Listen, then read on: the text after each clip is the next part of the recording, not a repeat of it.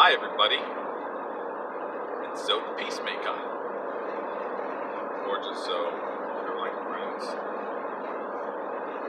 just Zoe. Actually Lawrence Anthony Clements. Whoa, spoiler alert, that's my legal name, Lawrence Anthony Clements. My mom called me Lorenzo, my friends call me Zoe, here we are, Zoe. In Park City, where I had lots of friends, but they didn't always get along with each other, I was the peacemaker.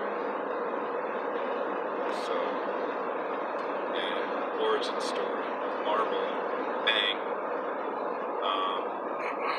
Driving to Las Vegas, and I just realized I haven't checked in with anybody in a very long time. So, a lot has happened, a lot of things have changed in the last 30, 60 days. Basically, from around June 22nd till now, what is it, September 4th? It's like my whole life's changed. As some of you may or may not know, Brittany and I have split, and that's really big because even though like I'm independent, you know, like mentally and emotionally, and in other aspects, my identity has been almost attached to my bottle and Brindley. And my bottle is made up of me and Brindley. And you know, have you ever dated somebody from work and then you guys break up and then you have to see each other still? It's like that times 10. Like, we have a beautiful baby daughter together. We have a beautiful baby company together. We're going to see each other for the rest of our lives. And somehow separate the fact that we're not together and those things, you know. So, for me, it's like building a building for 4 years and then like somebody's like, yeah, I just need to cut a hole out of the middle of the whole building. Like, that's cool. And they come in this big machine, uses a giant laser, and it just cuts a hole out. And they take it out, and they're like, but you need to make sure that this thing remains standing. That's essentially what it's like. And it's just like, holy schmacks.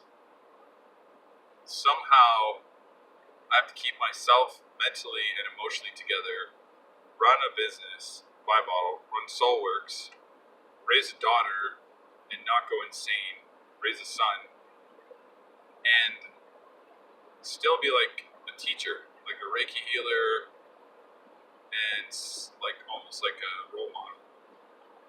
I have to like maintain all that stuff without being fake, right? Without acting like everything's fine. Being totally vulnerable and honest and authentic about just the fact that it's painful and that I'm going through it and everything's going to be okay. That's crazy. That is crazy, yo. Like, that is a crazy amount of energy to be with on a daily basis and to manage. And to just work through. And some days, it's like, some days you just want to like be in it, right? And you just want to like, I don't know, lay in bed and cry.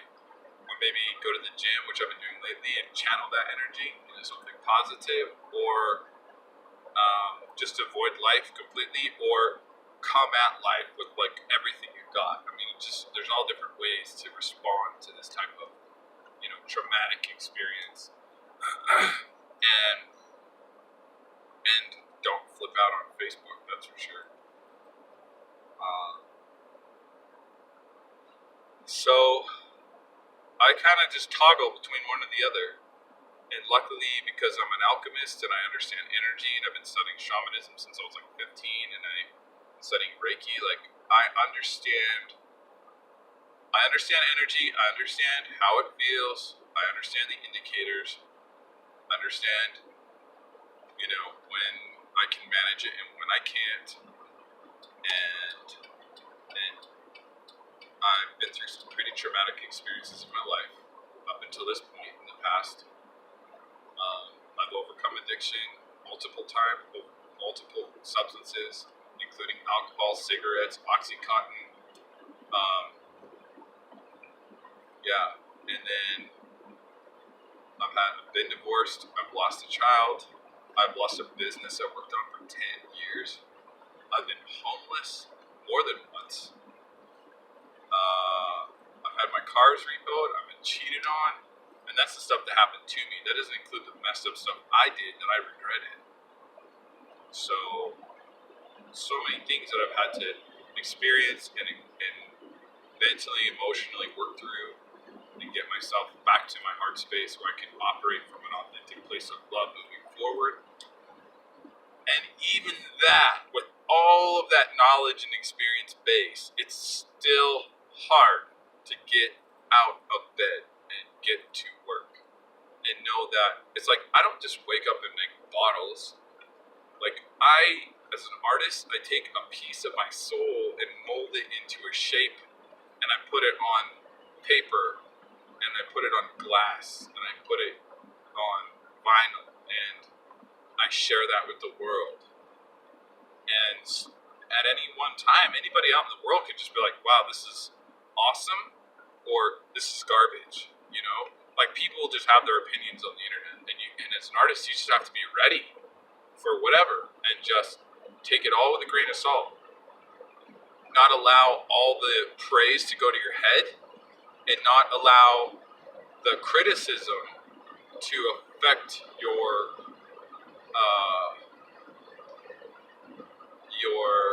courage or your level of engagement.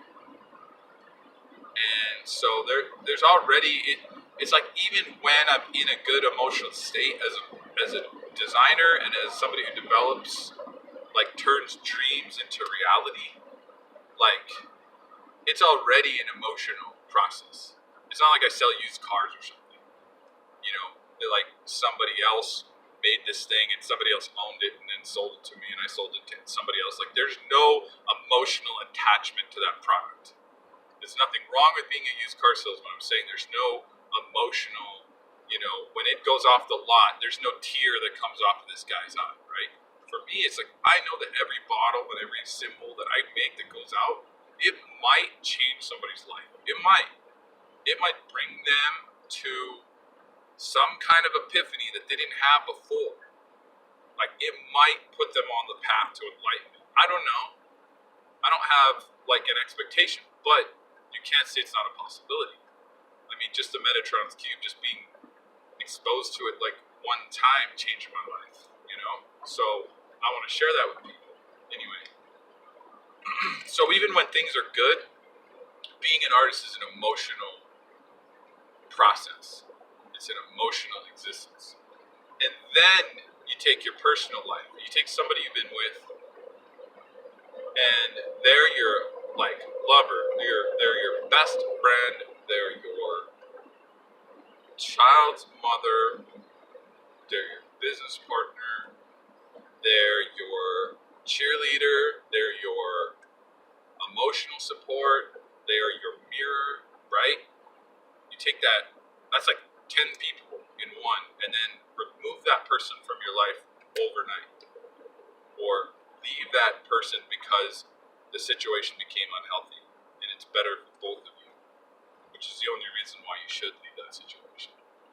The only reason why I would jeopardize everything, put everything on the line, business, family, personal, emotions, potentially my spiritual path, everything on the line, is only because it became unhealthy for both of us.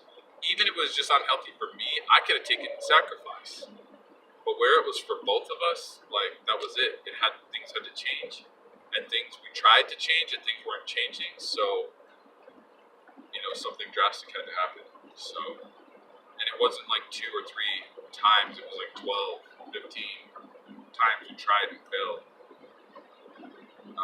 But so imagine So you're an artist, you already have like this emotional attachment to what you do, and you literally think that this is why you're put on earth, this is your purpose.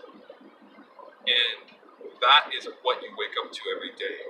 And then everything you know and love that is built into your foundation just gets, atomized, vaporized in a single day. It's like, who are you anymore? Like, what happens to your identity? What happens to your direction? Um, it's like you're both on a rocket ship and you're having a great time, and then it freaking explodes, and you're just like, well, that was fun, and now I'm hurtling through space, and I do not know where I'm gonna end up. So, if I've been a little hard to get a hold of, that's why. It has nothing to do with anything else. So yeah, there's the update. 11/11, second ago.